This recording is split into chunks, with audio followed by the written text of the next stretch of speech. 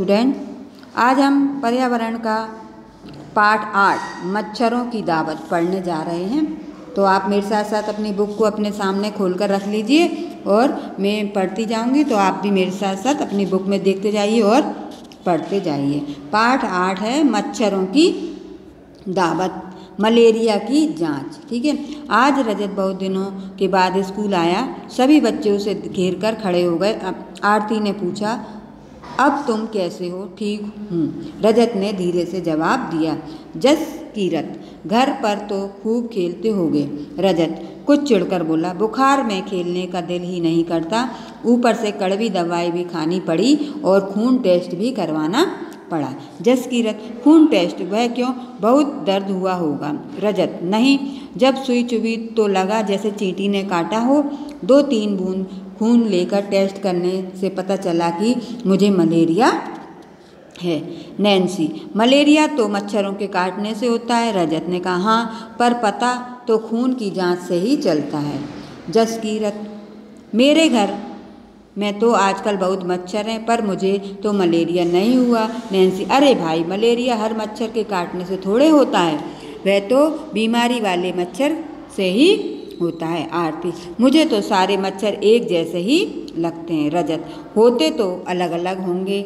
Next page पर आएंगे, है ना। ये आपको मलेरिया मतलब खून की जांच करते हुए बताया गया।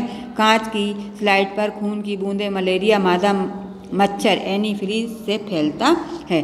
डॉक्टर मरियम स्लाइड को माइक्रोस्कोप में देखते हुए, सूक्ष्मदर्शी, माइक्रोस्कोप मीन्स सूक्ष्मदर्शी में देखते हुए, इस माइक्रोस्कोप के एक चीज़ 1000 गुना बड़ी दिखाई देती है, इसलिए खून के अंदर की बारीकियाँ इससे दिखाई पड़ती हैं। कई माइक्रोस्कोप में से तो इससे भी ज़्यादा बड़ा दिखाई देता है। नैन्सी, क्या उसी जगह से खून निकाला गया जहाँ मच्छर ने काटा? रजत, नहीं भाई, मच्छर ने कब और कहाँ काटा यह तो मुझे भी पता नहीं। नैन्सी, खून में क्या दिखा होगा?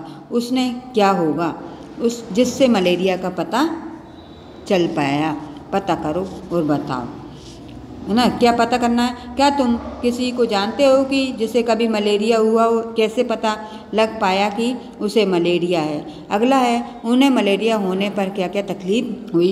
मच्छरों के काटने से और कौन कौन सी बीमारियां होती हैं? कौन से मौसम में मलेरिया ज़्यादा फैलता है और क्यों? मच्छरों से बचने के लिए तुम्हारे घर में क्या क्या उपाय किए जाते हैं? अपने साथियों से भी पता करो कि वे बचाव के लिए क्या करते हैं। नेक्स्ट पेज पे आइए।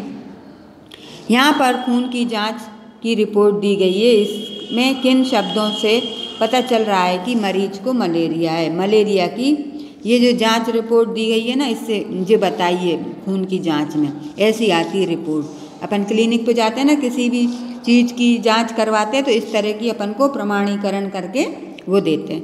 मलेरिया की दवाई बहुत पुराने समय से सिनकोना पेड़ की छाल से बनाई जाती है। पहले तो लोग छाल को उबालकर और छानकर ही इस्तेमाल करते थे, लेकिन अब छाल की दवाई बनने लगी है। अनीमिया क्या है?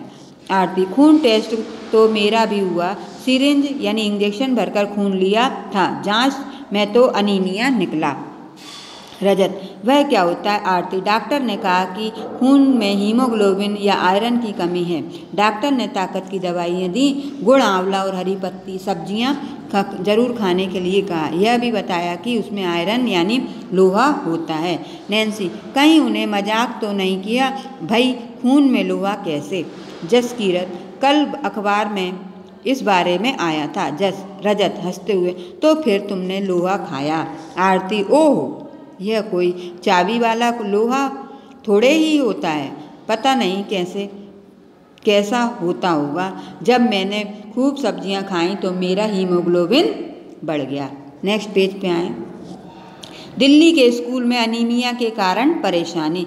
17 नवंबर 2007 दिल्ली नगर निगम के बहुत से स्कूलों में हजारों बच्चे अनीमिया का शिकार हुए। उससे बच्चे की शारीरिक और दिमागी तंदुरुस्ती पर असर होता है। इस कारण बच्चे ठीक से बढ़ नहीं पाते और उनमें फुर्ती भी कम होती है। जो कुछ पढ़ाया जाता है उससे समझ में भी परेशानी होती है। आजकल इन स्कूलों में बच्चों के हेल्थ कार्ड बन रहे हैं और इनकी जांच भी चल रही है। अनीमिया बच्चों को आयरन की दवाई दी जा रही है, ठीक है ना। ये रिपोर्ट आई है, इससे जांच करवाई तो रिपोर्ट आई। आरती की रिपोर्ट के हिसाब से हीमोग्लोबिन कम से कम कितना होना चाहिए? आरती का हीमोग्लोबिन कितने दिनों में बढ़ गया?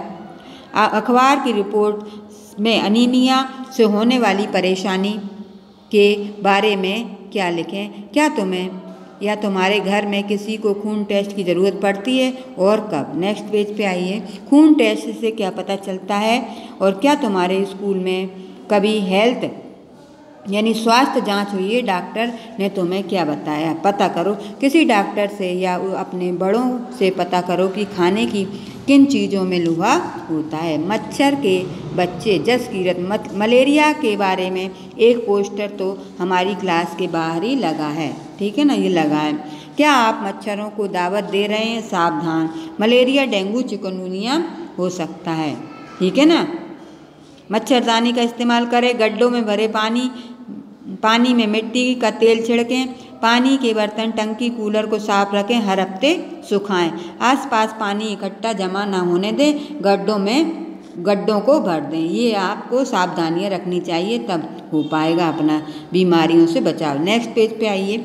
रजत, इस पोस्टर के लार्वे में बारे में क्या लिखा है? वे क्या होते हैं? नैन्सी, मच्छरों के छोटे छोटे बच्चे। ये दिखने में मच्छरों जैसे बिल्कुल नहीं होते। आरती, तुमने कहाँ देखे? नैन्सी ने कहा, हमने हमारे घर के पीछे रखे पुराने घड़े में बहुत दिनों से पानी भरा पड़ा था। उसमें पतले पतले छोटे भूरे से रंग के कीड़े तैरते देखकर मैं हैरान रह गई। मम्मी ने बताया कि ये मच्छर पानी में अंडे देते हैं, उन्हीं से ये निकलते हैं। इन्हें लार्वा या कहते हैं। रजत, फिर तुमने क्या किया? नैन्सी, पापा ने फौरन ही घड़े का पानी फेंक दिया और घड़ा साफ करके सुखाकर उल्टा रख दिया। जसकीरत, मुझे शाजिया आंटी ने बताया था कि मक्खियों से भी बीमारी होती है, पेट की बीमारी। रजत, मक्खी तो काटती नहीं, पर कैसे बीमारी फैलाती है बताओ। क्या तुमने ऐसा पोस्टर नहीं कहीं लगा हुआ देखा है? ये पोस्टर कौन लगाता होगा? अखबार में इस तरह के पोस्टर कौन देता है? इनमें किन बातों का ध्यान दिलाने की कोशिश की गई है? तुम्हें क्या लगता है कि इसमें टंकी, कूलर तथा गड्ढों के चित्र क्यों दिखाई देते हैं? सोचो और पता करके बताओ, ठीक है। नेक्स्ट पेज पे आइए। खोज खबर। कक्षा के सभी बच्चे 2 या 3 समूह में बंट जाएं। समूहों को आपस में यह तय कर लेना होगा कि स्कूल और आसपास के इलाके में कौन सी जगह का निरीक्षण कौन करेगा। स्कूल में या स्कूल के आसपास इन जगहों को देखो। इन जगहों पर कहीं पानी इकट्ठा है या नालियां बंद हैं। अगर हाँ तो राइट का निशान लगाओ। गमले, कूलर, टंकी, स्कूल का मैदान, गड्ढे, नालियां या और कोई जगह। यह कितने दिनों के पानी इकट्ठा हुआ है? इन जगहों की सफाई की जिम्मेदारी किसकी है? पानी में क्या क्या नज़र आ रहा है? इन गड्ढों और नालियों की मरम्मत करवाने की जिम्मेदारी किसकी है? क्या इनमें से किसी जगह पर इकट्ठे हुए पानी में लार्वे दिखे? इन जगहों पर पानी इकट्ठा होने से क्या क्या परेशानियां हो रही हैं? लिखिए। पोस्टर बनाओ और जिम्मेदारी याद दिलाओ। अपने समूह में कूलर, टंकी, नालियां जैसी जगह जहां पानी इकट्ठा होता है साफ रखने के लिए पोस्टर बनाओ। स्कूल और घर के आसपास यह पोस्टर लगाओ, ठीक है ना। नेक्स्ट पेज पे आओ। Survey report. कुछ और बच्चों ने भी सर्वे किया। उनकी रिपोर्ट के कुछ अंश यहाँ दिखाई दिए गए हैं, आओ इन्हें पढ़ें। समूह। हमारे स्कूल में नल के पास कुछ हरा हरा सा था जिसे काई, एक तरह की पौधे कहते हैं। काई से वहाँ फिसलन सी पैदा हो जाती है। बारिश में तो यह काई बहुत बढ़ जाती है। हमें तो लगता है कि ये पानी में उगने वाले छोटे छोटे पौधे हैं। दूसरा समूह। स्कूल के आसपास तालाब छोटे छोटे पौधे से भरा पड़ा था। देखने पर पानी तो सड़ा ही नहीं लगता है, पानी तो गड़ा ही नहीं लगता। एक आंटी ने बताया कि पौधे तो अपने आप ही उगाए हैं। वातावरण के आसपास गड्ढों में भी पानी जमा होता है। इससे हमने लार्वे भी इसमें हमने लार्वे भी देखे। आसपास की पौधे को छूने पर बहुत सारे मच्छर जो छुपे बैठे थे उड़ गए। जसकीरत को लगता था कि यह गंदा तालाब पास में है, इसलिए उसके घर में इतने मच्छर हैं। अगर तुम्हारे घर या स्कूल के आसपास तालाब या नदी हो तो उसे देखने जाओ। क्या पानी में या उसके आसपास हरी हरी काई दिखाई दे रही है? कि तुमने काई और किन किन जगहों पर देखी है?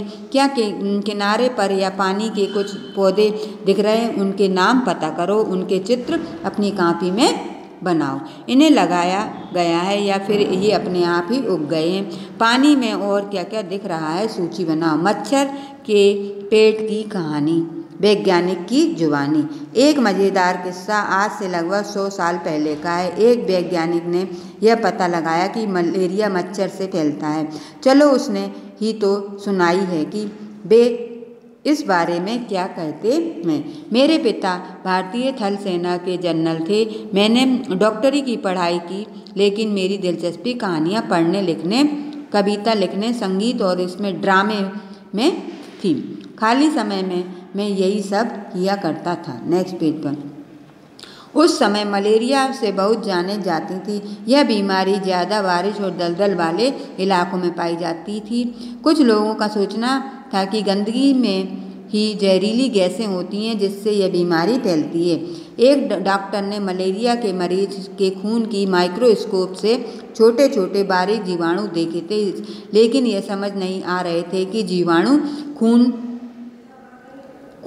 में कैसे पहुंचते होंगे। मेरे विज्ञान के गुरु ने अंदाज़ा लगाया और कहा, मुझे लगता है कि शायद मलेरिया मच्छर से फैलता है। इसकी जांच करने के लिए दिन रात मच्छरों के पीछे ही पड़ गया। हम एक एक मच्छर के पीछे बोतल लेकर दौड़ते, फिर मलेरिया के मरीजों को मच्छरदानी में बिठाकर उन मच्छरों को दावत देते। एक मच्छर को अपना खून चुसाने के लिए मरीज को एक आना मिलता था। मुझे सिकंदराबाद के अस्पताल के वे दिन हमेशा याद रहेंगे। मच्छर को काटकर खोलना और उसके पेट के अंदर ताक झांक करना। एक बार मैं भी मलेरिया का शिकार हो गया। माइक्रोस्कोप पर झुककर बारीकियां देखते देखते शाम तक आंखें जैसे धुंधला सी जाती थी, गर्दन अलग अकड़ जाती थी। इतनी गर्मी थी कि पंखा भी झल नहीं सकते थे, क्योंकि हवा से मच्छर उड़ जाते। माइक्रोस्कोप में सब करने के बावजूद कुछ हाथ नहीं लगा। एक दिन किस्मत मेहरबान हो गई। हमने कुछ मच्छर पकड़े जो देखने में थोड़े अलग थे। इनका रंग भूरा था और पंख छींटेदार थे। इसमें से एक मच्छरी के पेट में देखते देखते कुछ काला काला सा दिखा और गौर करने पर पता चला कि वे छोटे छोटे जीवाणु बिल्कुल वैसे ही थे जैसे हमने मलेरिया के मरीजों के खून में देखे। उसी से हमें यह सबूत मिला कि मच्छरों से ही मलेरिया फैलता है। रोनाल्ड रोस को दिसंबर 1902 में चिकित्सा के क्षेत्र में बड़ा पुरस्कार मिला, नोबेल पुरस्कार, है ना। 1905 में मरते हुए वे यह कह रहे थे कि कुछ ढूंढ लूँगा, नया ढूंढ लूँगा। नेक्स्ट पेज पे आइए। हम क्या समझें? अपने घर में, स्कूल में और आसपास मच्छर न हों उसके लिए तुम्हारी क्या जिम्मेदारी है? इसके लिए तुम क्या करोगे? कैसे पता कर सकते हो कि किसी को मलेरिया नहीं है? संकेत। एक आना के बारे में बताया कि ऐसे सिक्के अपने पहले इस्तेमाल होते थे। रोनाल्ड रोस की कहानी से बच्चों को वैज्ञानिक प्रक्रिया के बारे में बातचीत करने के लिए प्रोत्साहित करें। वैज्ञानिक खोज की यह कहानी बताती है कि सिकंदराबाद के एक मामूली अस्पताल में कई प्रयासों से कुछ कामयाब और कुछ नहीं भी। एक ऐसी अद्भुत जानकारी दुनिया को मिली। इस तरह बीमारियों के इलाज के बारे में और कहानियों भी इकट्ठा करके चर्चा की जा सकती है। ठीक है बेटा, तो आज ये आपका चैप्टर हो गया है, पढ़ लिया है हमने, समझ लिया है। एक बार और आप पढ़िए, समझिए, इसके बाद फिर हम आगे की नेक्स्ट वीडियो में इसके क्वेश्चन आंसर लेकर आऊँगी आपके लिए वीडियो में, तो आप उनको क्वेश्चन आंसरों को उतार लीजिएगा अपनी कॉपी में। जब तक आप इस पाठ को एक बार और पढ़िए, मच्छरों की दावत पाठ 8 पर्यावरण का। ठीक है, अगली वीडियो में फिर मिलेंगे, तब तक के लिए बाय बाय।